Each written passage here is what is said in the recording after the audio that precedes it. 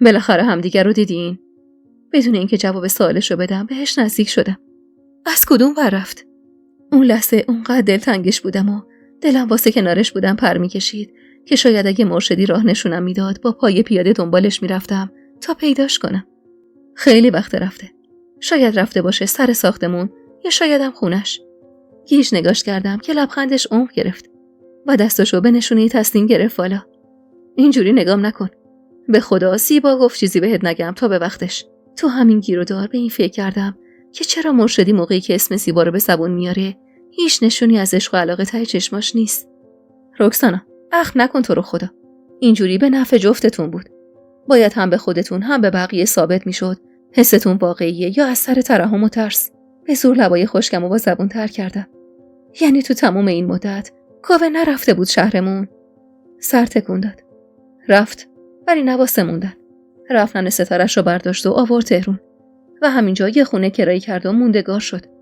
البته تغییر مکان همیشه یکی از راهکارهای درمانی زیبا بوده که حالا هم گردش به تن شهره نشسته. بیرو در وایسی گردنمو کج کردم و سعی کردم به مظلومانه ترین شکل ممکن نگاش کنم. میشه نشونی خونش رو به هم بدی؟ خندید. از همون خنده های بلند قهقه‌واری که تا به اون روز ازش ندیده بودم. یه شرط داره. هر شرطی بود بی برو برگرد قبول میکردم. ولی اون لحظه انگار مرشدی بازیش گرفته بود که با خنده دستمو گرفت و کشون سمت اتومبیل و نشوندم روی صندلی و جون به لبم کرد تا لب از لبا کنه. دوستای عزیز و مهربونم، سحر هستم، راوی داستان‌های جذاب عاشقانه. ممنون میشم با لایک کردن و به اشتراک گذاشتن ویدیوها به ما انرژی بدید. حالا جلوی آینه وایسادم و پیرهن عروسکی سرخابی رنگمو که آستینای پفیش لاغری زیاد از حد سرشونه‌هامو پوشونده بود مرتب می‌کردم. صورتم آرایشی نداشت جز همون ماتیک گلبهی رنگ براقی که شهره واسم گرفته بود. خانجون درست این بچگیام شونه به دست پشت سرم وایساده بود و سعی داشت موهای بلندمو از فرق سر ببافه. اخماش هنوزم واسه خاطر رد کردن خواستگاری پسر عذر خانم در هم بود. با گذشت 2 هفته از اون شب هنوزم وقتی یاد حرفای آقام میافتادم ته دلم قنچ میرفت. اون شب بعد از اینکه خانواده عذر خانم رفتم، آقام صدام زد تو اتاق و نشوندم پای حرفایی که هیچ وقت ازش نشنیده بودم. رکسانا، بابا جان، من همیشه خیر و صلاح تو میخواستم. بذار بچه دار بشی، میفهمی چقدر سخته با چشم خودت ببینی ثمره یه عمر زندگی داره کل زندگیشو با آتیش میکشه. چقدر سخته که ببینی و کاری نکنی. نمیگم من خطایی نکردم. به والله که کردم. ولی خب به خداوندی خدا قسم تموم هم و غمم خوشبختی تو بود. به خیال خودم میخواستم کنار پسر حسن باشی تا خم به ابرود نیاد. ولی این سیب زندگی رو وقتی میندازی هوا 1000 تا قل میخوره تا بیاد پایین. تو این 2 سال اونقدر بلا سر ما اومد که خودم هم دیگه نمیدونم چی درسته چی غلط. به خدا بعضی وقتا با خودم میگم کاش از همون اول میذاشتم هر چی تو میخواستی بشه. اینجوری هم الان تو سالم بودی هم پسر حسن زنده بود. ولی دیگه گذشته و نمیتونم برگردم به اون روزا و گذشته رو درست کنم. ولی میتونم اشتباهمو دوباره تکرار نکنم. این خواستگاری امشبم به خاطر همدم قبول کردم که تن و بدنش اونقدر نلرزه. ولی جون خودت قسم دیگه زورت نمیکنم. نه که خیال کنی چون دکتر زیبا زنگ زده به هم اینجوری میگم به خدا اونم تاکید نمیکرد. من نمیخواستم زور بذارم پات. از این به بعدم هر چی تو بگی همون میشه. قول میدم رکسانا. فقط تو دیگه بی اجازه من خبطی نکن. دلم میخواست اون شب و اون حرفای آقامو ببرم و با خودم بکشونم به 2 سال پیش و وصلش کنم به شب خواستگاری عمران. شاید اگه اون شب آقام جای اون اجبار و ترس این حرفا رو بهم میزد الان همه چیز یه جور دیگه بود. من در مقابل حرفای اون شب آقام حتی یه کلمه‌ام نتونستم حرف بزنم و فقط اشک ریختم و اون آخر سر انگار حرفمو از تو چشمای خیسم خوند که آفتاب روز بعد نزده جواب منفی رو کف دست خانجونم گذاشت و باهاش حرف زد که دیگه به پر و پام نپیچه. گرچه من هنوزم دلخوری خانجون رو از ته نگاهش میخوندم و بدگویی‌های وقت و بی وقتش رو پشت سر زیبا خانم میشنیدم، ولی امید داشتم به گذر زمانی که دکتر زیبا معتقد بود دوای هر دردیه. هی دختر، حواست کجاست؟ بده اون گل سر سرخابی تو. دستم خوش شد. با تشر خانجون از فکر اومدم بیرون و از تو آینه زور زدم به صورت اخموش. دلم نمیخواست ازم دلخور بمونه. واسه همین گل سرمو دادم دستش و به محض اینکه بافت پایین موهامو بست برگشتم سمتش و به زور بغلش کردم. همدم خانم، تا کی قراره واسه من بدبخت پشتش نازو کنی؟ تو رو خدا نکن همچینی. منو خدا زده. شما دیگه نزن. نقطه ضعفش دستم بود. میدونستم اینجوری بگم دلش میسوزه و اخماش وا میشه. لب پایینشو گاز گرفت و گفت استغفرالله. این حرفا چیه میزنی بچه؟ خدا قهرش میگیره. خندیدم و سرم روی شونش گذاشتم. پس قهر نباش دیگه همدم خانم جونم. قول میدم نمونم رو دستت. باشه؟ چپ چپ نگام کرد و به زور از خودش جدام کرد. خوبه. کم زبون بریز. برو اونور ببینم من هنوز حاضر نشدم. بیا ببین کدوم کت و دامنم بهتره. سوق زده دویدم سمت اتاقشون و کت و دامن جیگری رنگ خوش دوختشو از تو کمد در آوردم و گرفتم سمتش. این خان جون، آقام از این خوشش میاد. بی حرف لباسی که گفته بودم و از هم گرفت و پوشید. همه چیز حاضر بود و درست یه ربع مونده بود به 5 عصر که آقام اومد و من ذوق زده کت و شلوار پلو خوریشو برست کشیدم. و ستایی آلا گارسون کرده سوار اتومبیل شدیم و راه افتادیم سمت خونه باغ قدیمی حاج موسی. 27 تیر ماه بود و هوا اون روز به طرز عجیبی خنک شده بود و صدای موزیکی که از دستگاه پخش میشد کل محله رو برداشته بود. خانجون با حسرت به چراغای رنگی و میز و صندلیای ردیف شده دور باغ نگاه میکرد و هر از گاهی آه میکشید و این رفتاراش منو به خنده وامی داشت. بعد از مدت‌های زیادی از ته دلم خوشحال بودم و این دختر بچه‌های بی‌دغدغه وسط باغ با آهنگ شادی که پخش میشد میرقصیدم و هر از گاهی نگاهم سر می‌خورد تا آقام که شونه به شونه خانجونم روی صندلی کنار دیوار نشسته بود و با ذوق نگاه میکرد و من از ذوقش پیچ و تاب بیشتری به کمرم میدادم. با صدای ذوق زده زهرا در حالی که پشت پام از خشکی کفش پاشنه بلند جدیدم تاب زده بود دست از رقصیدن کشیدم. اومدن، عروس و داماد اومدن. جلوتر از همه سینی اسفندو تو دستم گرفتم و لنگون خودم به در ورودی باغ رسوندم. ریسه گل موربی، کاپوت اتومبیل مشکی رنگ حسام الدین مرشدی رو پوشونده بود و مردی که تو نگاه اول به مرشدی بودنش شک کردم از ماشین پیاده شد و از جلوی ماشین دور زد و در سمت شاگرد رو باز کرد و چشمم به جمال عروس خوش سیمایی لجبازم روشن شد. شهره دوست داشتنی و تند زبونم پیراهن ساده ساتن سفید رنگی تن کرده بود و دست حسام الدین وارد باغ شد و من تمام تلاشمو کردم که با دیدن گره دستاشون بغضم نترکه. شاید وصال حسام الدین به عشق دیرینش شیرین ترین و خوشترین کاری بود که تو کل عمرم کرده بودم. گرچه هیچ وقت نتونستم نگاه غمزده و بغض‌زار دکتر زیبا رو تو روز عروسی شهره و مرشدی فراموش کنم و دائم یه گوشه‌ای از ذهنم پی دایی رضا بود. ولی تمام این قصه می‌ارزید به یه لبخند گل و گشاده حسام الدین که حتی واسه یه لحظه هم از رو لبش کنار نمیرفت. اون لبخند، اون نگاه ذوق زده و خوشحال واسه منی که میدونستم این مرد چندین و چند سال به پای خواسته دلش نشسته شیرین ترین تصویر دنیا بود. شرط مرشدی واسه دادن آدرس خونه کاوه همین بود. وقتی اون روز توی اتومبیل جلوی مطب دکتر زیبا 1000 جور سغر و کبرا چید تا به هم بگه درد دلش چیه، دلم 1000 راه رفت. مردای از قبیله مرشدی که همیشه خدا عین کوه محکم و گره ابروهاشون عضوی جدا نشدنی از صورتشونه، وقتی اونجوری مصدوم و خجالتی میشن خواستنی ترن. مرشدی اون روز از عشق دوران جوونیش دختر حاج موسی به هم گفت و من احساس میکردم یه آدم دیگه جدای از اونی که 1.5 سال ور دستش کار کردم روبروم نشسته. وقتی از عشق شهره به دایی رضا میگفت صورتش شین بر میداشت و صداش به لرزه میافتاد و من دلم 1000 بار تو هم مچاله میشد برای یندی که اون روز جلوی چشمش تو خونه باغ زده بودم و از التماسای شهره به دایی رضا گفته بودم. مرشدی از زیر جنبیدن خودش و پریدن مرغ عشقش از قفس زندگیش میگفت و من وامی موندم از بازیای سرنوشت. اون روز مرشدی در قبال نشونی خونه جدید کاوه ازم خواست که با شهره حرف بزنم و راز دلمو بهش بگم و من اونقدر خوشحال بودم که بی خیال نشونی کاوه شدم و ازش خواستم یه راست بره سمت خونه باغ تا من بتونم با شهره حرف بزنم. گرچه مطمئن بودم که شهره هیچ عشقی به مرشدی نداره و اینو از تلاشاش برای گنده کردن این مرد تو چشم منو بردن دلم میفهمیدم، ولی امید داشتم به راضی کردنش. مرشدی آدمی بود که کم ترسنی از بودن در کنارش امتناع می‌کرد و شهره هم از این قاعده استثنا نبود. خوب یادمه وقتی ماجرای عشق مرشدی رو به یه دونه دختر حاج موسی واسش تعریف کردم، قیافش دیدنی بود. جوری که دلم می‌خواست یه عکاس خوب کنار دستم بود تا بتونه اون تصویر رو ازش ثبت کنه و من ببرم برای حسام الدین عاشق بیشه‌ای که با دلهره و استراب جلوی در خونه باغ منتظر خبرم بود. حتم دارم اون نگاه بهت زده و برق اشک توی چشمای شهره و لبای خشک ماتیک خورده‌ای که عین ماهی دور مونده از دنیا باز و بسته میشد وقتی که قصه عشق حسام الدین به خودش رو از زبون من میشنید هیچ وقت از خاطرم نمیره. با صدای کله بلند و از ته دل خاله گلبهار از فکر بیرون اومدم و زور زدم به تصویر پیش رو. شهره شونه به شونه مرشدی سر سفره عقد ساده‌ای که به اصرار خودم وسط مهمونخونه انداخته بودم نشسته بود و به شروع زندگی مشترک کنار وکیل مرشدی بله گفته بود. اون لحظه از ته دلم واسه‌شون خوشی و خوشبختی خواستم، چون تمام حال خوش و آرامش اون لحظه زندگیمو مدیون اون 2 نفر به علاوه زن زیبایی بودم که اسمش الحق و الانصاف که برازندش بود. دکتر زیبا به دعوت مرشدی تو اون جشن حضور داشت و من با تمام خوشحالیم هر بار که چشمم به چشم محسونش میافتاد دلم میگرفت.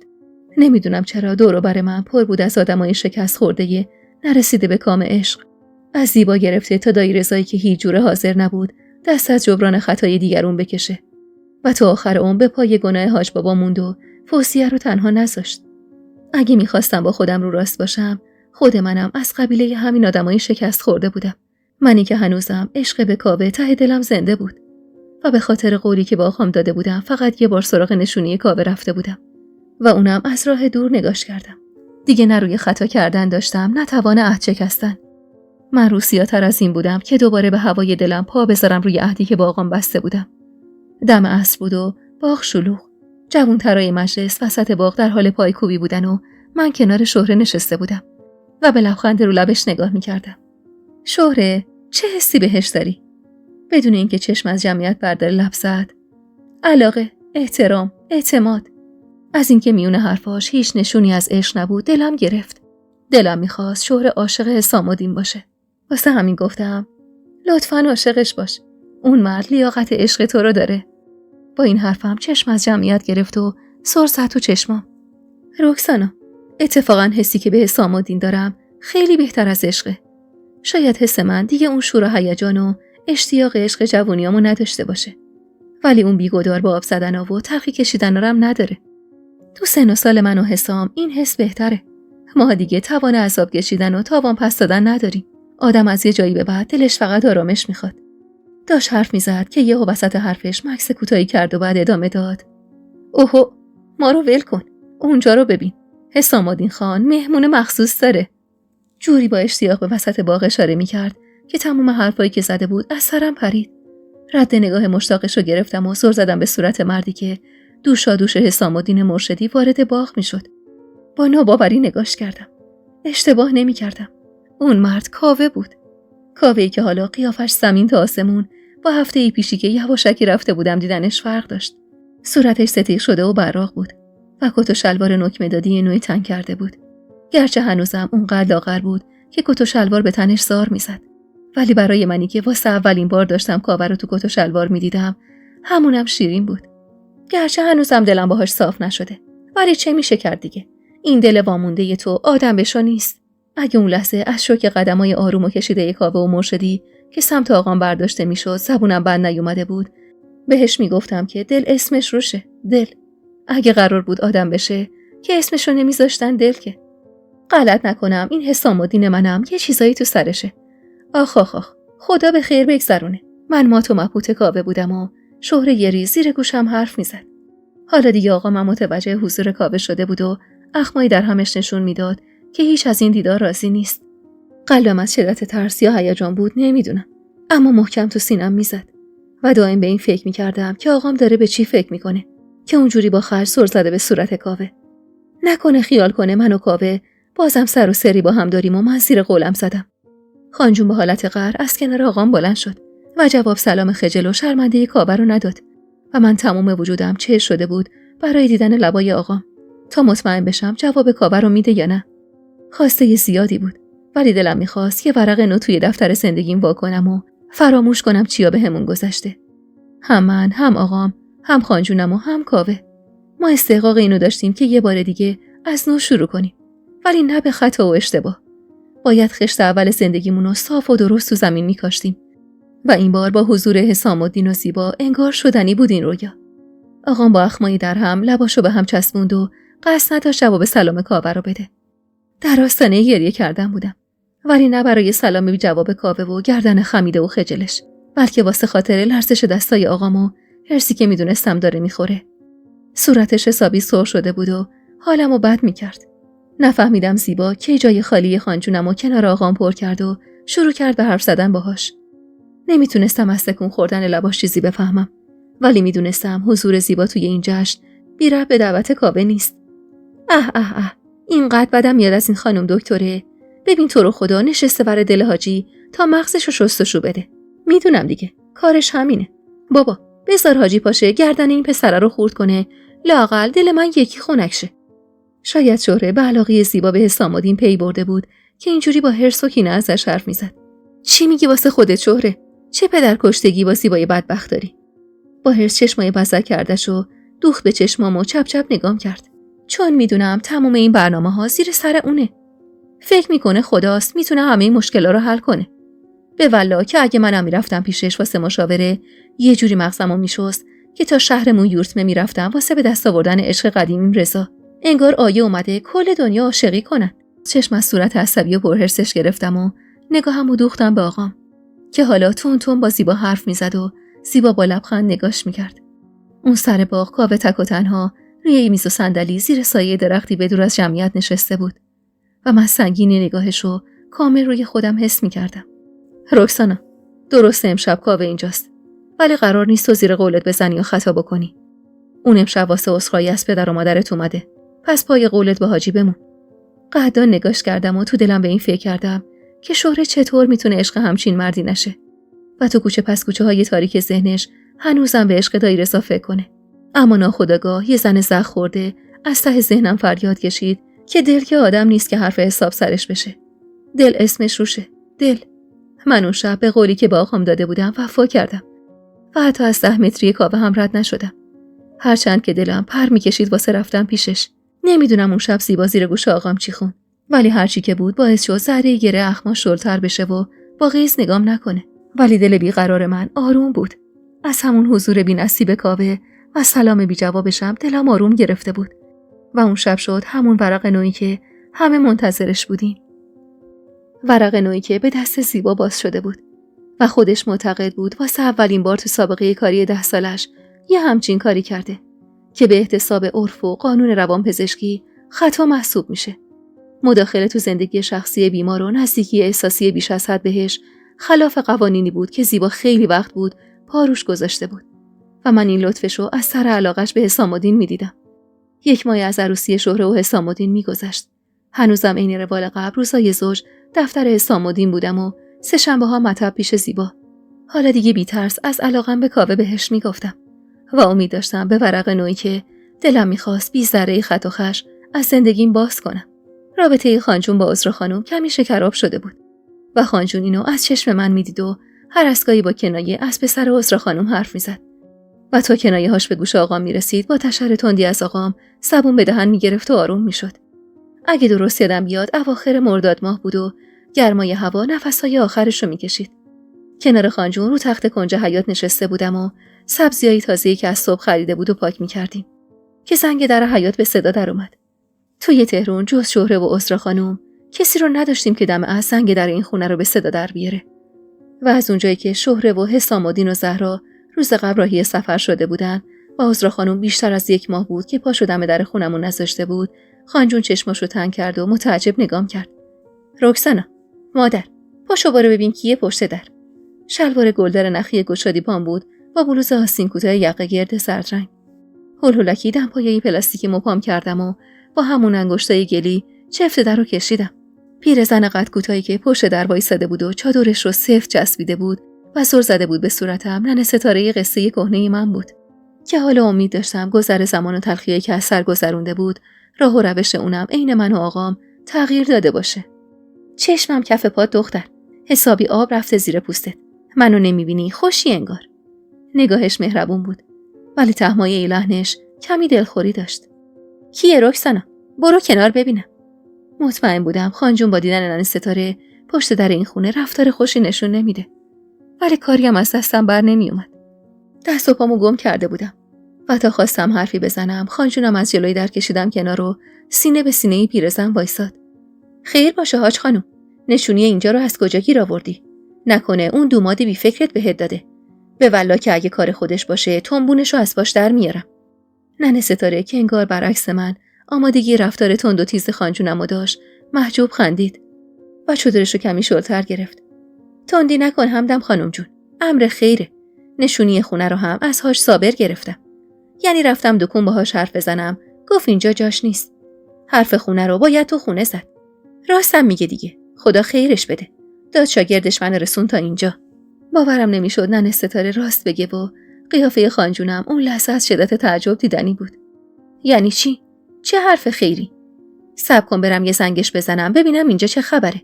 خانجون با حرص پا کوبید زمین و رفت تو خونه و من همونجور مات و مبهوت ننه ستاره رو نگاه میکردم.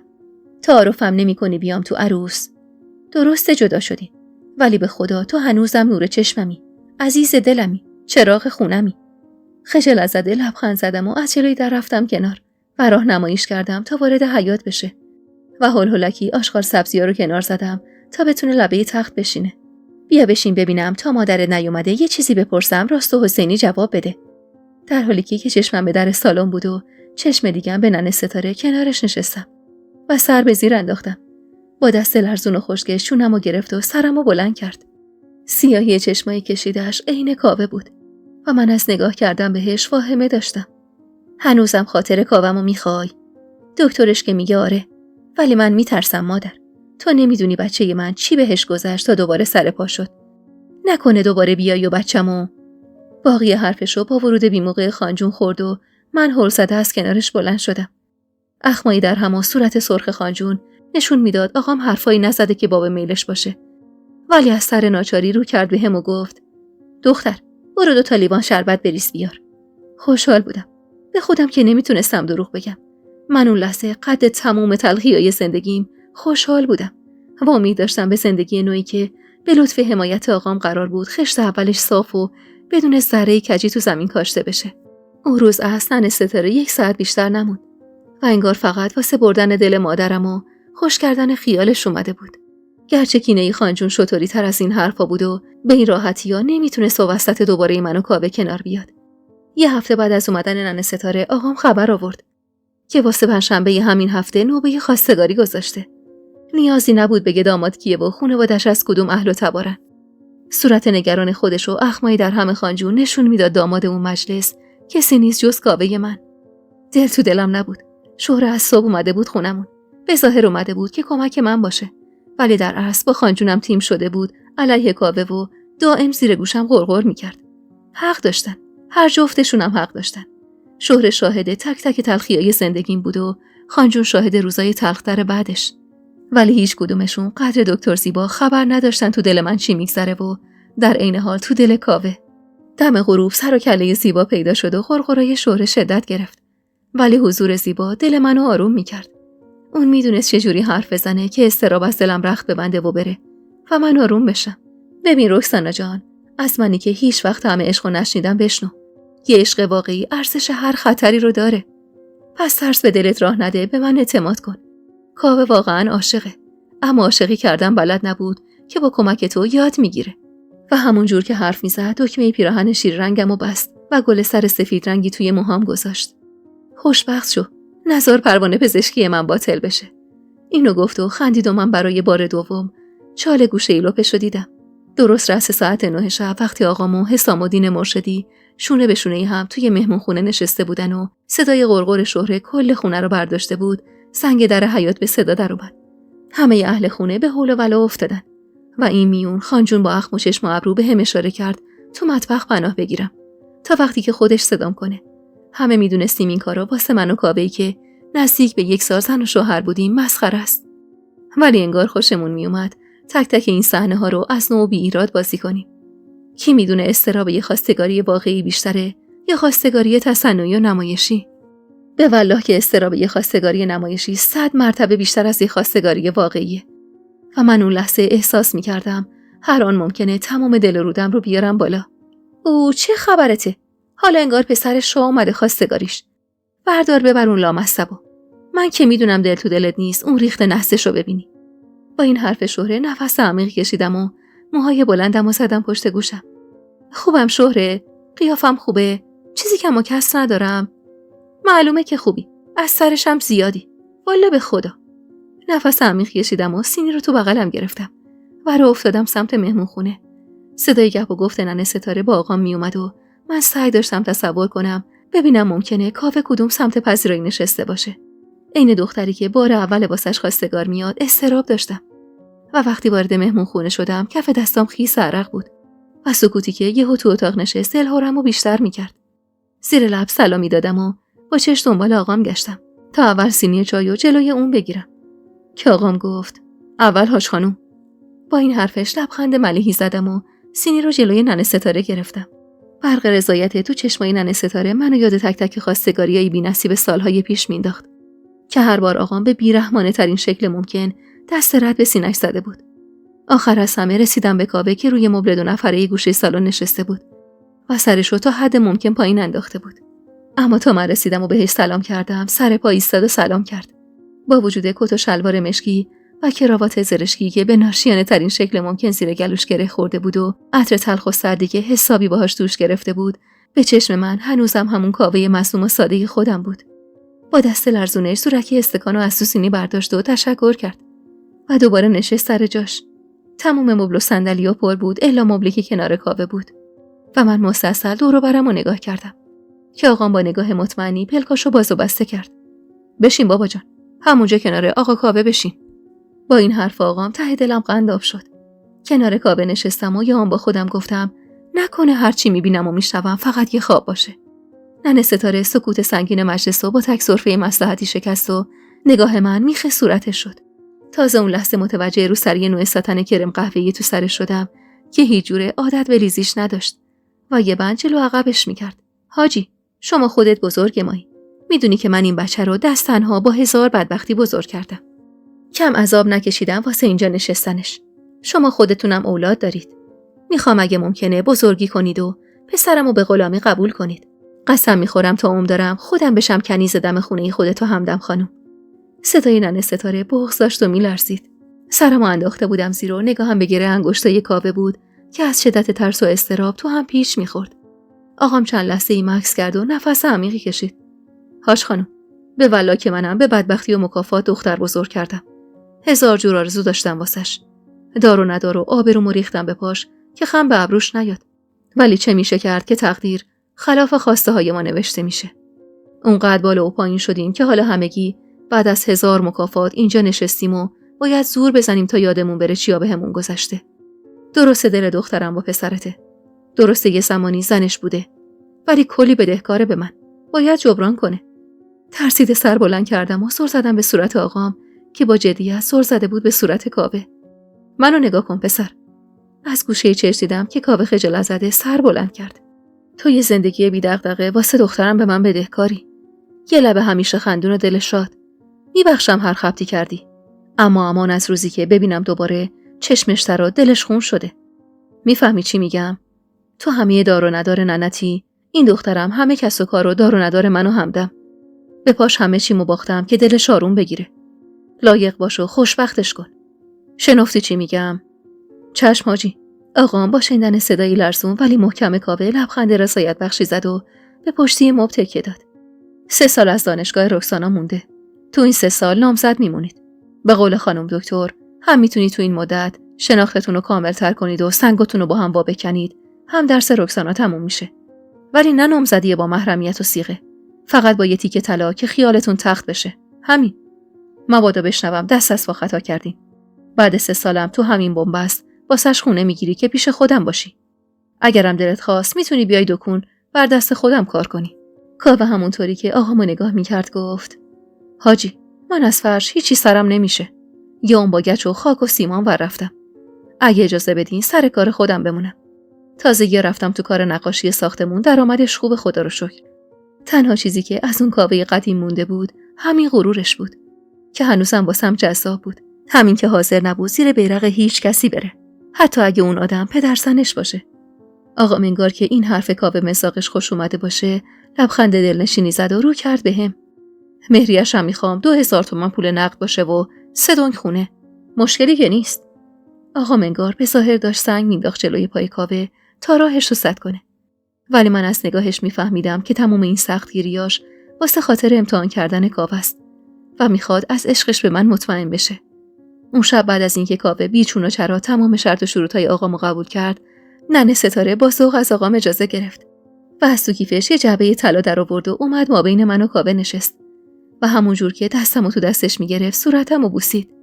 این وامونده انگار شگون نداشت. اون از وقت من و اینم از ساله شما دوتا.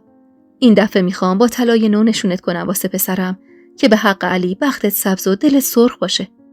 انگشتر رقیق یادگاری خودشو که تمام این مدت جدایی از خودم جداش نکرده بودم از تو انگشتم در آورد و انگشتر طلای نسبتا سنگینی که روش پر بود از نگینای ریز و درشت و تو انگشت دوم دست راستم نشون و کله از ته دلی کشید و با سر به شهره اشاره کرد که جعبه شیرینی رو دور اتاق بگردونه. حتم داشتم که کاوه حضور شهره تو خونه آقام و قصه اومدنش رو به خونه ننه ستاره واسش گفته بود که اونجوری با قیس نگاش میکرد. شهره از سر ناچاری و با ترشرویی جعبه شیرینی رو باز کرد و جلوی همه گرفت و آخر سر به کاوه که رسید بی توجه به سکوت اتاق بی ترس و خجالت غرید: رکسانا عین خواهرمه. به ولای علی اگه خار به پاش بره نمیذارم حاجی کاری کنه. خودم دخلتو میارم کاوه خان. اون لحظه دلم بیشتر از همه به حال کاوه سوخت. اون کاوه سرکش لجباز حتی در مقابل رجزخونیای شهره هم سرخم کرده بود و این نشون میداد کاوه چقدر تغییر کرده. اون شب با تموم اضطراب و ترس و دلهره‌هاش به شیرین ترین شکل ممکن گذشت و من و کاوه برخلاف عرف اون زمان به مدت 3 سال نامزد شدیم و حال هوای دل من درست شبیه اون روزایی بود که دم مدرسه منتظرش میموندم تا یه لحظه ببینمش. درست فردای اون روز مرشدی خبر رسوند که ننه ستاره نیت کرده به کمک اثبات مرگ شوهرش تنها داراییش رو بفروشه و بیا تهرون واسه کاوه خونه بخره. این وسط دندون طمع فوزیه عین همیشه درست سر به زنگا تیز شد و طلب ارث و میراث کرد. بعدها کاوه واسم تعریف کرد که ننه ستاره حاضر نبوده سهم الارثی به فوزیه بده و تموم دردشم کینه از ولایی بوده که اون روز وسط کوچه سر من آورده و ننه ستاره میترسید داغ پدر شدن کاوه واسه خاطر همین خطای فوزیه سر دلش بمونه. تموم غم و شادی ننه ستاره خلاصه میشد تو کاوه و حال روز زندگی کاوه. اگه کاوه خوش بود ننه میخندید و اگه کاوه قصه داشت ننه غمبرک میزد. برخلاف نظر ننه ستاره کاوه حاضر نشد زندگی جدیدمون رو با آه و نفرین فوزیه شروع کنیم و تمام سعی و تلاششو کرد که تنها ارثیه باقی مونده از پدرش رو طبق قانون بین خودش و خواهرش تقسیم کنه. واسه کارای تقسیم ارث اون خونه نیاز بود به اثبات مرگ محمد نووا و پیدا کردن قبرش و باطل کردن سجلی که تو تموم این سالا ننه ستاره اون رو نگه داشته بود. تموم این گره ها به دست دایرزا باز میشد و بازگو کردن قصه‌ای که من از هر کسی بهتر میدونستم چه زخم بزرگی به دلش زده. روزی که دایرزا همه رو جمع کرد تو خونه اجاره ننه ستاره و کاوه تا ماجرای محمد نووا و حاج بابا رو واسهشون تعریف کنه، من با وجود اصرارای دایی جرئت نکردم پا تو اون مجلس بذارم و ترجیح دادم شرح واقعه رو بعدن از زبون کاوه بشنوم. کاوه‌ای که از نظر من بعد از ننه ستاره بیشترین آسیب از این بازی کثیف خورده بود و من دل نداشتم موقع شنیدن این خبر صورت شکست خورده و مایوس عشقمو ببینم. من میدونستم کاوه چه بوتی از آغاش تو ذهنش ساخته بود و چه امیدی به برگشتنش داشت و دل نداشتم شکستن اون بوت خیالیشو جلوی چشمش ببینم. 3 ماهی از نامزدیمون میگذشت. اواسط پاییز بود و هوا سرد و شهر آشوب. از گوشه کنار دانشگاه حرف از سیاست‌های آینده به گوشم میخورد و من تمام تلاشمو میکردم که از آشوب و دردسر فاصله بگیرم. کل روز و سر کلاس بودم و 5 عصر با تنی خسته و فکری خسته تر از دانشگاه زدم بیرون. گهگداری که کاوه سرش خلوت‌تر بود میومد دنبالم و اون روز از اون روزایی بود که من از ته دلم آرزو کردم که کارش کمتر باشه و هوای من به سرش بزنه و هوس دیدنم به دلش بیفته. همونم شد. هنوز چند قدمی از دروازه دانشگاه دور نشده بودم که صدای بوق پیکان سفید یخچالی جدیدش تو گوشم پیچید. با ذوق برگشتم سمتش و سر زدم به صورتش که با خنده از مربع پنجره زده بود بیرون و واسم دست تکون میداد. عین خودش دستمو تو هوا تکون دادم و بی توجه به نگاه حسرتبار چند تا دختر جوونی که با پش نگامون می‌کردن دویدم سمت ماشین و سرمو خم کردم و بدون اینکه سوار بشم لب زدم: ای کاش از خدا یه چیز دیگه خواسته بودم. لبخند رو لباش عمق گرفت و گفت: منو خواسته بودی چشم آسمونیم. پشت چشمی واسش نازو کردم و آرنجمو به لبه شیشه تکیه دادم و دست زیر چونه زدم. تو رو که نه، ماشین گرم و نرم تو خواستم. آخه هم هوا سرده هم من خستم آقا. میدونست شوخی میکنم. واسه همینم با خیال راحت به پشتی صندلی تکیه داد و خندید. من که میدونم از خدا خودمو خواستی. واسه همینم خدا این وقت روز اینجوری این دل لامصبا کشون به سمت تو و هوای تو زد به سرم.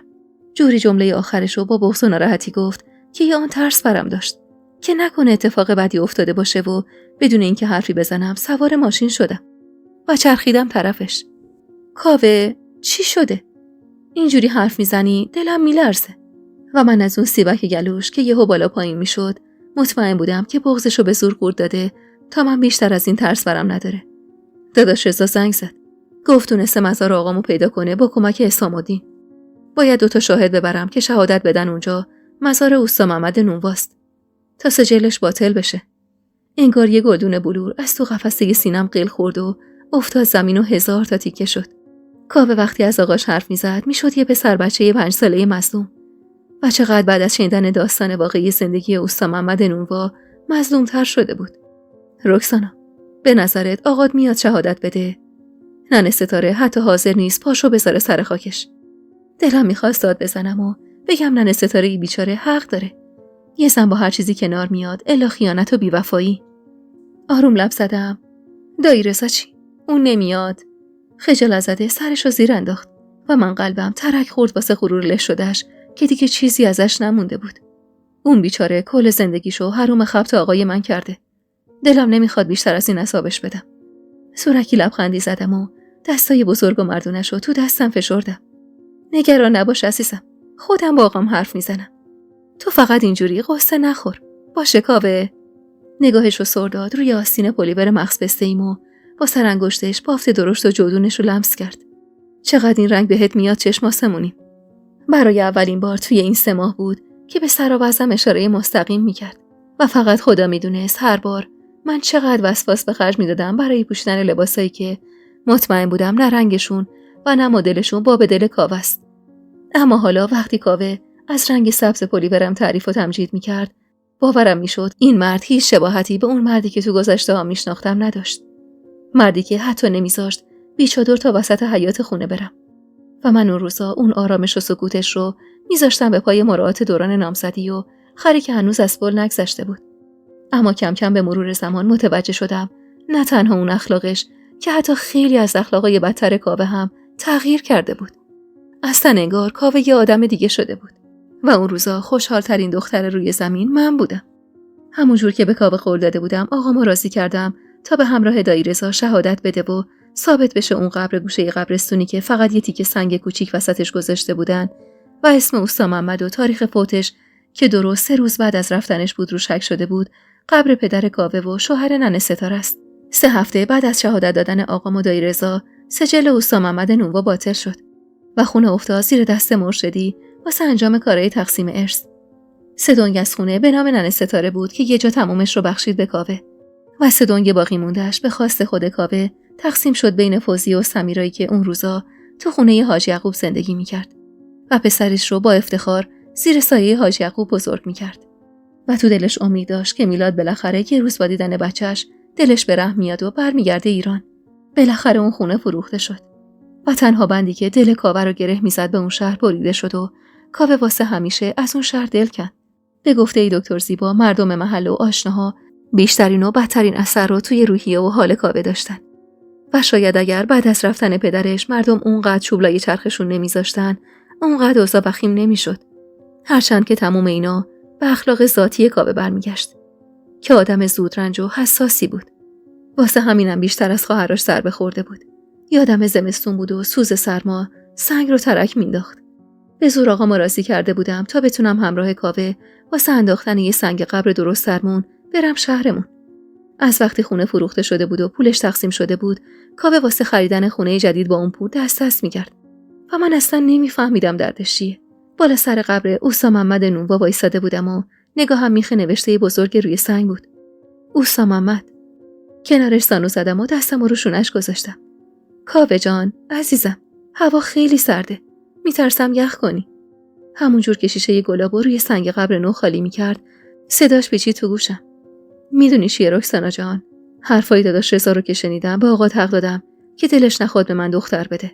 آخه کدوم آدم عاقلی میاد دختر دست گلش رو بده به پسر مردی که از سر طمع پول گند بالا آورده. از شانس گند منم که قد و قواره و ریخت و قیافم با آقام مو نمیزنه. همونجور که کنارش زانو زده بودم دستم رو روی سنگ قبر سر دادم. ولی چشم و اخلاقت به ننه ستاره رفته. میدونستی من اولین بار عاشق چشمات شدم. عاشق اون نگاه قشنگت. سرشو چرخوند و سر زد تو صورتم. آخ رکسانا خرابم. ای کاش تا آخر عمر خیال میکردم آقام به هوای یه زن هر جایی ولمون کرده و رفته. من الان از خودم و گوشت تنم خجالت میکشم. متنفرم از این حسی که یه عمر تو خونه‌ای زندگی کردم که آقام به عنوان باج از پدر بزرگت گرفته. به والله که روم نمیشه تو روی هیچ کدومشون نگاه کنم. علل خصوص داداش رضای بیچاره که پاسوز فوزیه شد. چطور خواهرام میتونن اونقدر راحت پول اون خونه‌ای کوفتی رو بگیرن و ککشونم نگزه که از کجا اومده؟ به والله که ننم راست میگه که اون دوتا دختر با آقام رفتن. جز خودشون هیچی واسهشون مهم نیست. لبخند ملیحی زدم. در عوض تو عین ننه ستاره‌ای عزیزم. اصلا واسه همینه که عاشقتم. آقا مگه میدونست تو به ننت رفتی همون اول کاری قبول میکرد. تل خندید و همون جور که دستمو میگرفت از رو زمین بلند شد و منم با خودش بلند کرد. من به ننمم رفته باشم تا عمر دارم اسم ممنوع تو سجلم سنگینی میکنه. یا امید داشتم برگرده و مردم محل از تن کنایه هاشون رو سیاه بشن. ولی دریغ که رو سیاهی به خود زغاله. دکتر زیبا میگفت سامان میبره تا کاوه کنار بیاد با چیزایی که شنیده. اون روز به درخواست کاوه دوتایی رفتیم سر خاک عمران و سنگ قبرشو با یه شیشه گلاب شستیم. شاید مرگ عمران تنها اتفاق تلخی بود که هر جفتمون تا آخر عمر واسش عذاب وجدان داشتیم و دکتر زیبا هیچ وقت نتونست مجابمون کنه که مرگ عمران هیچ دخلی به ما و زندگی ما نداره. و اون آخرین باری بود که من و کاوه به شهرمون رفتیم و بعد از اون انگار سعی داشتیم از اون شهر و خاطرات تلخمون فرار کنیم. تابستون سال 59 بود و فقط یه سال به اتمام درسم مونده بود. توی اون 2 سال کاوه همه جور خودشو با آقام ثابت کرده بود و تنها مشکلمون پولی بود که از اون خونه بهش ورث رسیده بود و کاوه هیجوره حاضر نبود بهش دست بزنه و همچنان با ننه ستاره تو خونه اجاره‌ای زندگی می‌کردن. دختر بشین با آقات حرف بزن. اینجوری که نمیشه آخه. مملکت فعلا رو هواست. دانشگاه‌ها رو بستن، معلومم نیست که کی بازشون کنن. شما دوتا تا کی همینجوری یه لنگ در هوا بمونید آخه؟ اون کاوه بدبختم گناه داره خب.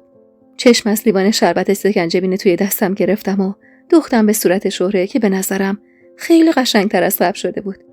و انگار به قول معروف گفتنی آب رفته بود زیر پوستش. درست شنیدم شهره؟ تو داری سنگ کاوه رو به سینت میزنی؟ آره. چپ چپ نگام کرد. چی کار کنم دیگه؟ شوهر خواهرمه. توف سربالاست. مجبورم سنگشو به سینه بزنم دیگه. میدونستم داره شوخی میکنه.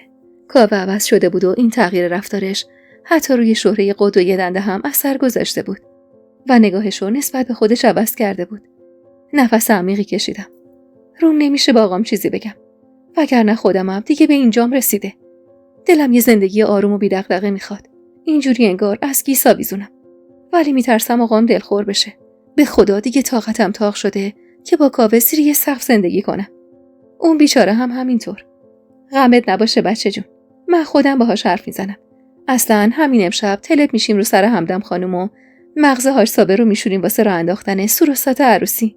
از ذوق سر و سامون گرفتن زندگیمو رفتن کنار عشقم لبخند زدم و صورتشو بوسیدم. شهره غلط نکنم آبستنی. هم خوشگل شدی هم مهربون. با حرص بسم زد و چشخوره‌ای نثارم کرد. بشکنه دستی که نمک نداره. یعنی مهربون و خوشگل نبودم رکسانا خانوم. الهی فوزیه بیفته به جونت که قدر منو بدونی. قهقهه از ته دلی زدم و یه قلوب شربت سر کشیدم. با اینکه دیگه هیچ ارتباطی با دایره‌سا و خانواده‌اش نداشتیم، روزی نبود که شهره زندایی فوزیه رو بی‌نصیب بذاره و فوشو دریوری نثارش نکنه. همون جور که شهره قول داده بود شب همگی مهمون خونه آقام شدن و من سر خود کاوه و ننه ستاره هم دعوت کردم تا اگه همه چیز خوب پیش رفت نونمو به تنور داغش بچسبونم و آقام تاریخ عقد و عروسی رو مشخص کنه.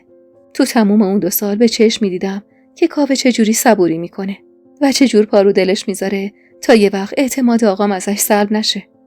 یه سری شبا با گذر چندین و چند سال از زندگی اونقدر خوب و دقیق تو ذهن آدم میمونه که حتی با یادآوریشونم لبخند رو لب آدم میشینه. درست این همون شبی که با دیدن همه عزیزانم در کنار هم ته دلم قنداب میشد و خوشی و شیرینیش با خبر آبستنی شهره تکمیل شد. شهره و حسام الدین از جمله عزیزترین آدمای زندگی من بودن که از خوشبختیشون کنار هم دلم قنج میرفت و منم احساس خوشبختی میکردم.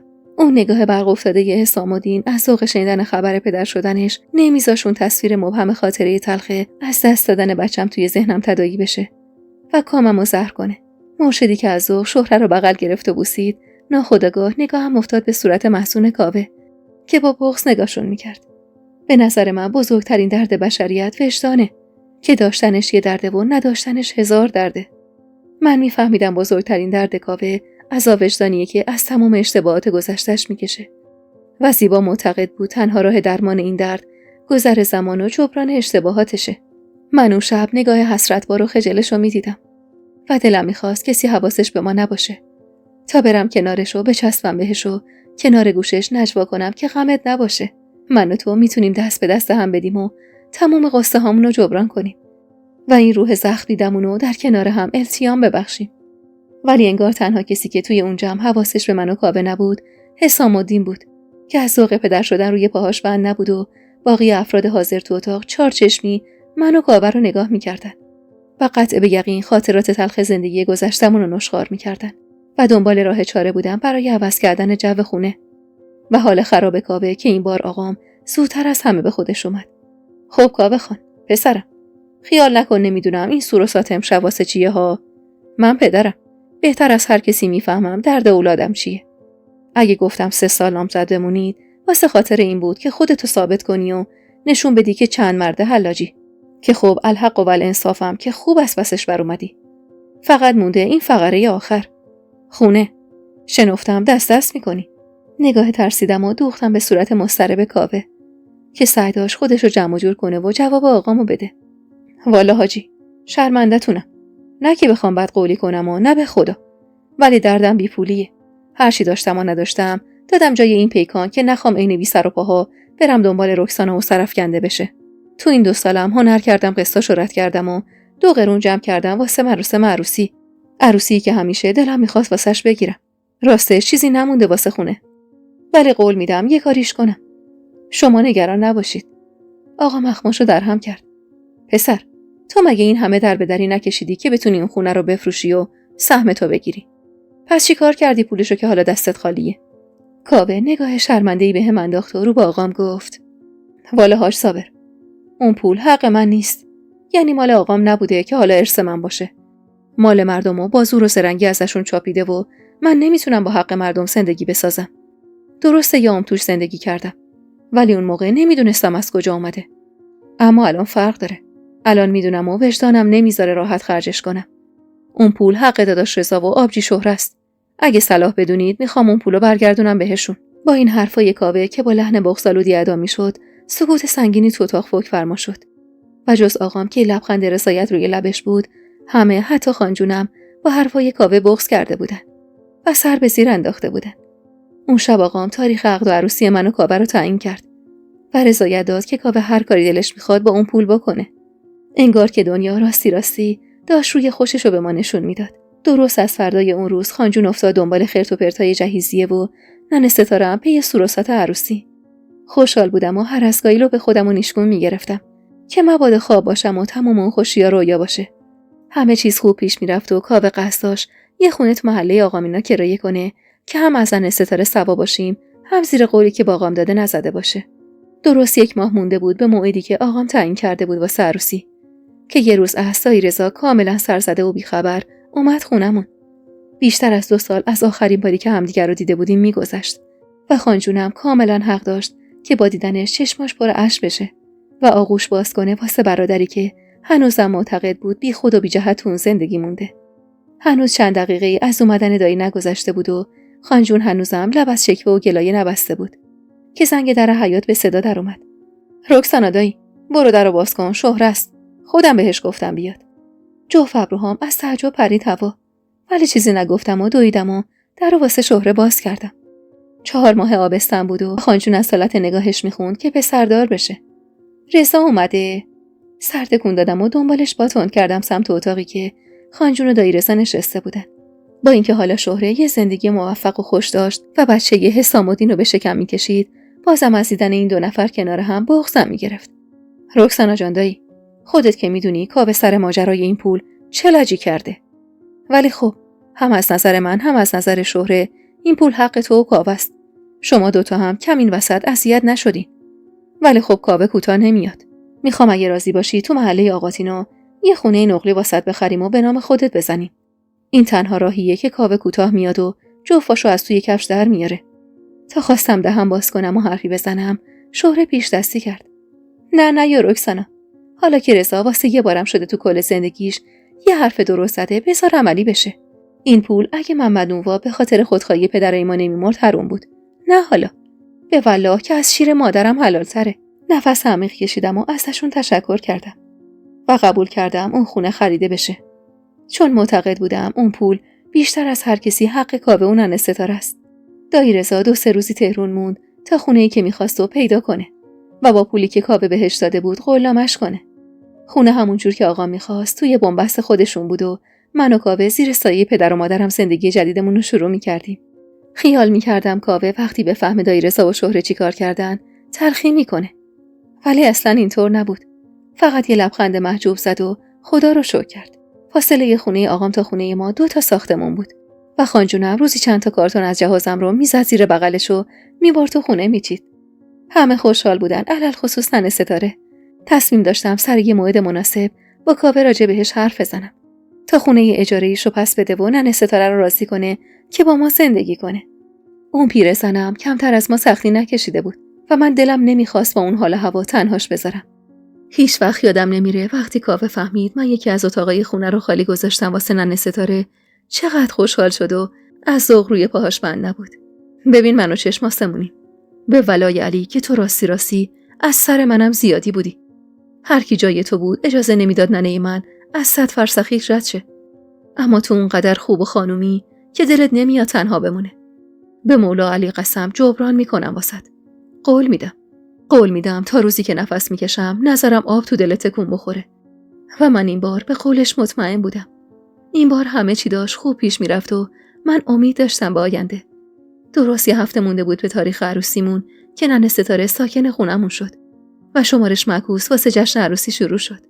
همه به هول و ولو افتاده بودن جوری که حتی دل منم آشوب میشد.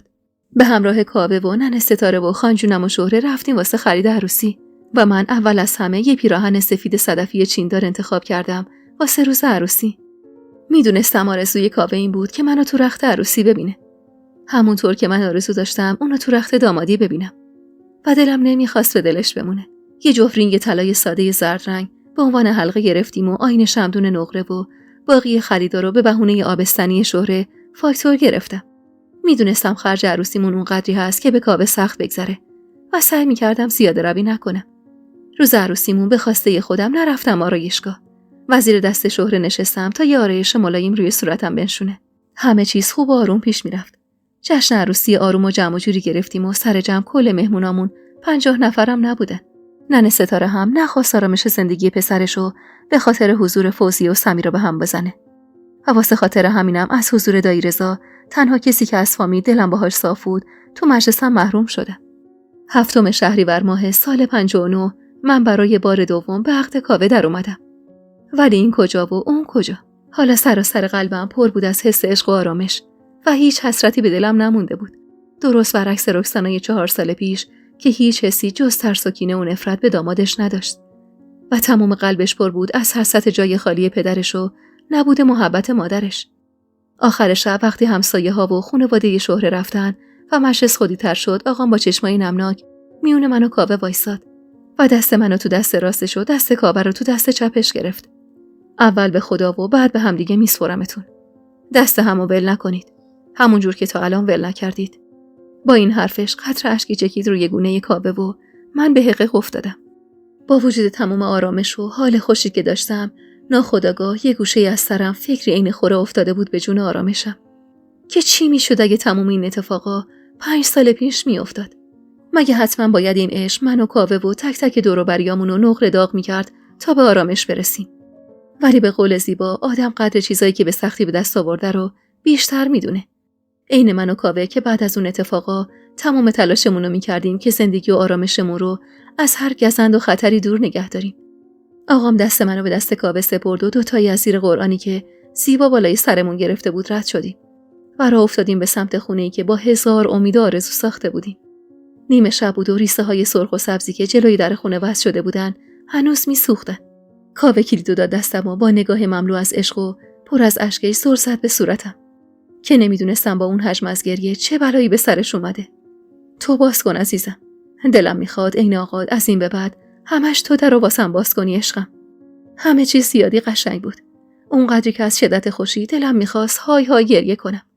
اما این گریه فرق داشت. گریه از سر شوق بود. به زور لبخند زدم و دست کلیدو ازش گرفتم و به زور توی مغزی قفل در چپوندمش و درو باز کردم. حیاط نقلی خونه آب و جارو شده بود و بوی خوش اسفندی که هنوز کنار در میسوخت منو یاد ننه ستاره مینداخت.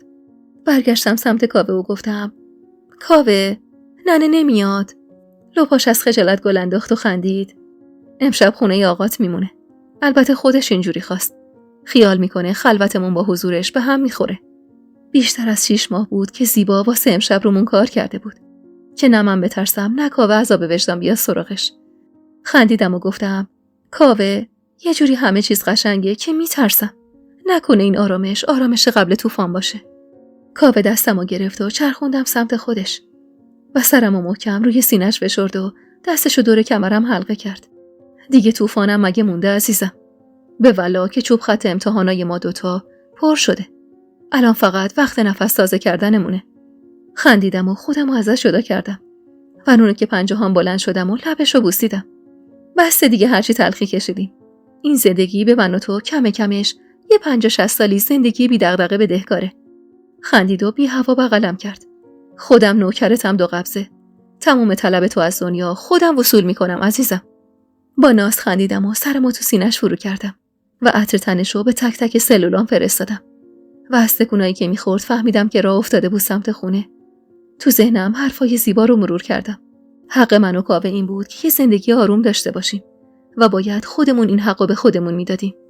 همونجور با آرامش روی مبل 2 نفره چوبی وسط سالن منو گذاشت و زانو زد کنارم و همینطور که دستام تو دستش بود و سرانگشتامو میبوسید آروم تو چشمام سر زد و گفت الهی قربونه اون چشمای آسمونیت بشم. میدونی که اگه نخوای تا قیوم قیومت صبر میکنم. میدونستم. راست میگفت و صبر میکرد. لبخند زدم و مخصوص به حیا سر به زیر انداختم. تو صبر زیاده آقا کاوه. ولی من چی؟ دل من دیگه صبرش سر اومده. دروغ نگفته بودم.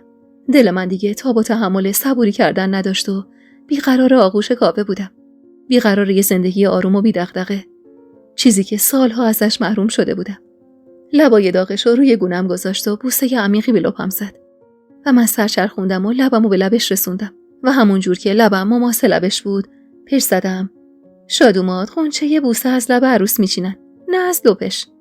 قهقهه‌ای زد و منو به آغوش کشید. چند ماهی بود که انگار اون رکسانای سرزنده و شاد برگشته بود به وجودم.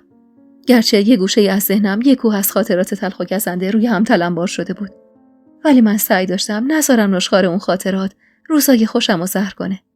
درست این اون شب وقتی که کاوه پیراهن عروس از تنم در آورد و میونه حال خوش و سرمستش چشمش افتاد به رد بخیه‌های روی شکمم و مات و مبهوت زل زد بهش. اون رد بخیه چیزی نبود که بشه انکارش کرد و نادیده گرفتش. دستشو نوازشوار روی شکمم کشید و من برق اشکو توی چشمای سیاه کشیدش دیدم. چطور تونستم این بلا رو سرت بیارم؟ رکسانا، من حتی یادم نمیاد اون لحظه چه فکری با خودم میکردم. چه جوری جبران کنم این زخمی که به تن و روحت زدم؟ چه جوری از خودم خجالت نکشم؟ با اینکه با بغضم گرفته بود، دستشو گرفتم و به خودم نزدیکش کردم. کاوه عزیزم، مگه قرار نشد فراموش کنی؟ مگه زیبا نگفت نشخوار گذشته نکنید؟ چه جوری فراموش کنم رکسانا؟ این دیگه ماجرای پستوی دکون مجید نیست که بگم از سر خواستن و ترسون کارو باهات کردم و دلمو خوش کنم به اینکه اون کارم از سر لذت نبوده. رکسانا، من بچه خودمو کشتم و زنمو، پاره تنمو که با بدبختی به دست آورده بودم ناقص کردم. چه جوری فراموش کنم آخه؟ نه، اصلا اتفاقا نباید یادم بره. باید روزی 1000 بار چشمم به این خط بخیه‌های روی شکمت بیفته و دق کنم از غصه. نم صورتشو آروم با سرانگشتم گرفتم و سر روی سینه‌اش گذاشتم. کاوه، کاش بفهمی من اونقدر عاشقتم که حتی الان بیشتر از این که از اون رد بخیه غصم بگیره، از حال الان تو غصم گرفته. با این حرفم چند دقیقه بینمون سکوت افتاد. و توی اون لحظه صدای ضربان قلبش زیر گوشم بود که دلم آروم می‌کرد. دستشو نوازشوار روی کمرم کشید و بوسه‌ای روی موهام زد. جبران می‌کنم عزیزم. همه این بغض‌ها و گریه‌ها رو جبران می‌کنم واسط. لبخند زدم و دستشو کشیدم سمت تخت. دوتایی جبران می‌کنیم. با هم. با بغض خندید و کنارم دراز کشید و طوره فرخورده موهامو لای انگشتاش گرفت و نوک بینیمو بوسید. به همین دوتا چشم قشنگت قسم، قد تک تک روزای تلخی که کشیدیم میخوامت. خندیدم و خودمو تو بغلش جا دادم. به چشمات قسم، قد تک تک روزای خوشی که قراره واسم بسازی میخوامت کافه جان. حالا هرچی بیشتر باشه به نفع خودته. از ته دل قهقه زد و من سرمست از این که تونستم غمو از نگاهش بشورم لبخند زدم. اون شب من و کاوه زندگیمونو از نو شروع کردیم و تمام تلاشمونو کردیم که یاد هیچ کدوم از خاطرات تلخمون نیفتیم. سخت بود ولی نشدنی نبود. من خودمو سپردم به دست کاوه و کاوه هم خودش رو سپرده بود به دست فراموشی. و تا خود سحر نجوای عاشقانه زیر گوشم خوند و من واسه اولین بار طعم هماغوشی مملو از عشق و خالی از ترس و درد رو چشیدم و فهمیدم یه زنم میتونه از هم بستر شدن با مردی که عاشقشه لذت ببره. با حس لمس سرانگشتاش پلکامو از هم وا کردم. چشمای سیاهش عین قدیم از شوق وصال یار برق میزد. صبح بخیر عروس خانومم. چشم آسمونی من. البته که باید بگم ظهرت بخیر. کش و قوسی به بدنم دادم و بیشتر تو بغلش فرو رفتم. مگه ساعت چنده؟ نمیدونم. ساعتو ول کن. بو بکش ببین چه بویی میاد. مشکوک نگاش کردم و یه بوی عمیق کشیدم. بوی آرد تفت خورده و شکر و زعفرون. ناخودآگاه لبخند رو لبم نقش بست. که کاوه زیر گوشم سمسمه کرد. درسته زیبا خانم گفته نشخوار گذشته نکنیم. ولی خدا وکیلی خودمونیم. با این بو یاد کاچی پر از گلوله های آرد من نیفتادی؟ خندیدم. اون کاسه کاچی و نگاه مصدوم کاوه تنها خاطر از گذشته بود که دلم نمیخواست از یاد ببرم. پاشو عروس خوشگلم. پاشو قربونت برم. پاشو برو یه دوش بگیر، آب گرم کن و واسط زیاد کردم. برو و زود بیا که خاله همدم واسمون صبونه فرستاده. همه دست به دست هم داده بودن تا من و کاوه باور کنیم این زندگی نو و این ورقی که باز کردیم تکراری نیست. عین خانجونم که برای دختر مطلقش کاچی بار گذاشته بود و ننه ستاره‌ای که به محض خروجم از حمام نوغ رو سرم پاشید و از ته دل کل زد. یا شاید تک تک این آدما هم عین کاوه عذاب وجدان داشتن و سعی داشتن با این کارا گذشتن رو جبران کنن. 8 ماهی از شروع زندگی مشترکمون میگذشت که عادت ماهیانم عقب افتاد. اونقدر این مدت همه زیر گوشم خونده بودن که ناقص شدم که باورم نمیشد به این زودی بتونم مادر بشم یا اصلا کلاً مادر بشم. و از ته دل خوشحال بودم. ولی با وجود ذوقی که داشتم یه ترسی سایه انداخته بود روی خوشیم. با اینکه کاوه دیگه هیچ کدوم از رفتارهای عجیب و بد گذشته‌شو نداشت، ولی من انگار چشمم ترس برداشته بود. و اول از همه خبر آبستنیم رو با زیبا در میون گذاشتم و شاید فرق گذشته تلخ و حالمون همون بود. دکتر زیبا زن تحصیل کرده و عاقلی بود که راه درست پیش پام میذاشت. درست برعکس شهره که با رفتارهای تند و تعصبیش زندگی من و خودشو به خطر مینداخت. زیبا اینه خواهر مهربون از شنیدن خبر بارداریم حسابی خوشحال شد و دلمو قرص کرد به آینده. من از ترسم واسش گفتم و اون از درمان موفقیت آمیز کاوه. رکسانا جان، کاوه دیگه اون آدم سابق نیست. بهت قول میدم این بچه زندگیتون رو گرمتر میکنه. مطمئن باش. بزرگترین درد کاوه ترس از دست دادن تو بود و همین باعث میشد اون همه خطا کنه. و جالب اینجاست که هنوزم اون ترس باهاشه و تو وجودشه. اما این بار باعث میشه دیگه اون خطاها رو تکرار نکنه که مبادا دوباره از دستت بده. دل سپردم به حرفای زیبا چون هیچ وقت هیچ کدوم از حرفاش اشتباه از لب در نیومده بود. و خبر پدر شدنش رو درست این خبر پدر شدن حسام الدین توی جمع جلوی همه بهش دادم. یه سری لحظات توی زندگی آدمه که اونقدر قشنگ و پاکه که نشه با زبون وصفش کرد. درست این اون شب و صورت مظلوم و ذوق زده کاوه و چشمایی که میخندید. نگاه خندون آقام، خنده های از ته دل خانجونم و ذکر لا حول ولا قوة الا زیر لب ننه ستاره. آخ که چقدر من خوشبخت بودم. دخترم بهار 2 ساله بود و پسر شهره کسری 3 ساله که دانشگاه بعد از انقلاب باز شدن و من به کاوه گفتم که میخوام درسمو ادامه بدم. زیبا راست میگفت. کاوه انگار دیگه اون آدم سابق نبود و برخلاف تصور من هیچ ممانعتی نکرد و حتی مراقبت از بهار و وقتایی که من دانشگاه بودم خودش به عهده گرفت. تنها غم اون روزای زندگیمون حال خراب ننه ستاره بود که انگار حالا که دیگه به تنها آرزوش یعنی بغل کردن بچه کاوه رسیده بود میخواست چشم از این جهان نامرد ببنده. بدن نحیفش روز به روز لاغرتر و زارتر میشد و من به چشم آب شدن کاوه رو میدیدم. دکتر گفته بود امیدی به موندنش نیست و من تصمیم گرفته بودم کاری کنم که شاید واسه بار آخرم که شده باشه سمیرا و فوزیه رو ببینه. تصمیممو با کاوه در میون گذاشتم. اما اون بیچاره اونقدر حالش خراب بود که حتی حوصله واسه مخالفت کردن نداشت. با دایرزا تماس گرفتم و ازش خواستم تو اولین فرصت دخترا رو با خودش بیاره تهران. پاییز بود و صدای هوهوی باد خزون فضای اتاق غمبارتر می‌کرد. کاوه کنار تخت ننه ستاره زانو زده بود و دست چروکش رو تون تون و پشت سر هم می‌بوسید. سمیرا با موهای طلایی یه گوشه از اتاق وایساده بود و با پسر بچه 6-7 ساله‌ای که شباهتش با میلاد رعشه به تنم میداخت کلنجار میرفت. دایی کنارم وایساده بود و سر زده بود به صورت ننه ستاره. که لب زدم. دایی چطور دلش اومد نیاد؟ پلک زد و غمگین نگام کرد. کینه رکسانا. فوزیه قد تموم آدمایی که تو عمرم دیدم کینه داره از همه. هرسی نگاش کردم و گفتم اون وقت شما چرا خودتو خاکستر کردی به پای این زن؟ چرا ولش نکردی؟ تل خندید. اگه ولش کنم فرق من با اون میلادی که زنشو با یه بچه ول کرد و رفت و حالا با یه دختر فرنگی برگشته و میخواد عقدش کنه چیه؟ لبم از شدت بغض لرزید و به زور لب زدم. فرق شما با اون میلاد زمین تا آسمونه. در ضمن سمیرا حقش نبود، اما فوزیه حقش بود. رکسانا جان دایی، همه ماها خیلی وقتا تو زندگیامون چیزایی نصیبمون میشه که حقمون نیست، اما زندگی دیگه نمیشه کاریش کرد. با صدای گریه کاوه که یهو بلندتر شد ترسیده چشم از دایی گرفتم و دویدم سمتش. دستشو روی صورت ننه ستاره گذاشته بود و سعی داشت چشمای بازشو ببنده. چشمی که من احساس میکردم به راه فوزیه مونده. تنها وصیت ننه ستاره تو آخرین روزای عمرش این بود که تهرون خاکش کنیم. انگار دلش نمیخواست حتی تن بیجون و نحیفشم اسیر خاک زادگاهش بشه. شهری که درش جز تلخی و درد چیزی نصیبش نشده بود. بعد از فوت ننه ستاره ارتباطمون کاملا با سمیرا و فوزیه قطع شد و فقط یه بار دورا دور شنیدم که میلاد اون دختر فرنگی رو به عنوان زن دوم عقد کرده.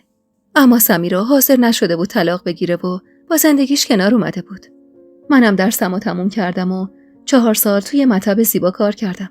اما وقتی که سر پسرم بهمن آبستن شدم خیلی اذیت شدم و ترجیح دادم کارو بذارم کنار. با وجود بهار و بهمن زندگی ما از عسلم شیرین تر شده بود و دنیا به کاممون بود. تابستان سال 1400. سالها از اون روزا و ایام جوونیمون میگذره و من و کاوه توی گوشه از تهران شلوغ و درندشت در کنار هم روزای بازنشستگیمون رو سپری میکنیم. بیش از 10 ساله که کلینیک مشاورم رو تعطیل کردم و شب و روزم رو توی خونه کنار مرد زندگیم، مردی که عاشقانه هنوزم دوستش دارم، میگذرونم و سرگرمم با بچه‌های بهار دخترم که عروس شهره، زن کسرا شده و حالا دختر بزرگش نسترم وقت کنکورش رسیده. اما کماکان طبق عادت همیشگیش اول تابستون دوباره چمدون بسته و از شمال اومده تهرون تا ایام تعطیلاتشو کنار من و بابا جونش بگذرونه. و امسالم از روزی که اومده یه سر نشسته و قصه زندگی ما رو روی کاغذ آورده. کاش بهمنم بعد از اتمام درسش به ایران برگشته بود و جای خالیش کنارمون اینقدر آزاردهنده نبود. اما خب انتخاب پسرمون موندن توی امریکا و تشکیل زندگی همونجا بود و من و کاوه هم برای تصمیمش احترام قائلیم و تنها آرزومون خوشبختی و آرامشش در کنار زن و بچه‌شه. و اما من و کاوه، چیزی که تو تمام این سالا برام مقدس و شیرین بوده، عشقی بوده که کاوه بهم داشته. کاوه هیچ وقت هیچی برام کم نذاشت و سر عهدش با آقام موند و نذاش آب تو دلم تکون بخوره. من و کاوه بالا و پایین تو زندگیمون زیاد داشتیم، اما به نظرم عشق شیرینه و اگه واقعی باشه ارزش سختی کشیدنو داره. اما خب من تو تمام این 40 سال به این فکر میکنم که میشد همه چی بهتر و راحت‌تر از این باشه. میشد آقام و خانجونم دست از خانواده هاشون نکشن و تو غربت خاک نشن. میشد خون 2 تا جوان ریخته نشه. میشد من و کاوه برای رسیدن به آرامش اونقدر عذاب نکشیم. اما من هیچ وقت پشیمون نشدم، چون اگه به پای دلم راه نمیرفتم حالا سر پیری میشدم یکی این شهره که هنوزم اسم رضا میاد بغضش میگیره. با اینکه شهره الان مادر 3 تا بچه است، زهرا و کسرا و سهیل، که هر سه‌شون ازدواج کردن و شهره و حسام الدین و صاحب 8 تا نوه کردن. اما داغ عشق انگار هیچ وقت سرد نمیشه، حتی اگه کنار مرد همه چی تمومی مثل حسام الدین باشی. یا اینکه میشدم شبیه یکی ندای رضا که تمام عمرش تا روزی که چشم از این دنیا بست عمرش رو با حسرت و بی عشق کنار فوزیه تلف کرد. عشق شیرینه اما تاوان داره. مگه نه کاوه خان؟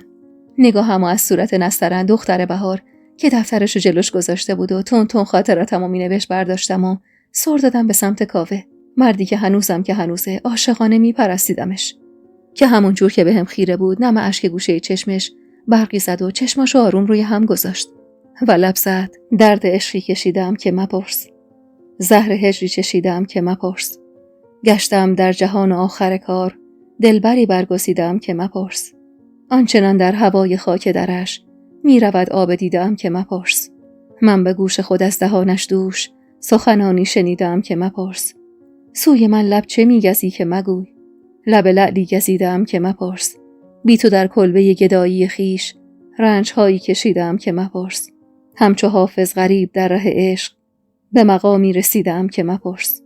به پایان آمد این دفتر. حکایت همچنان باقی است.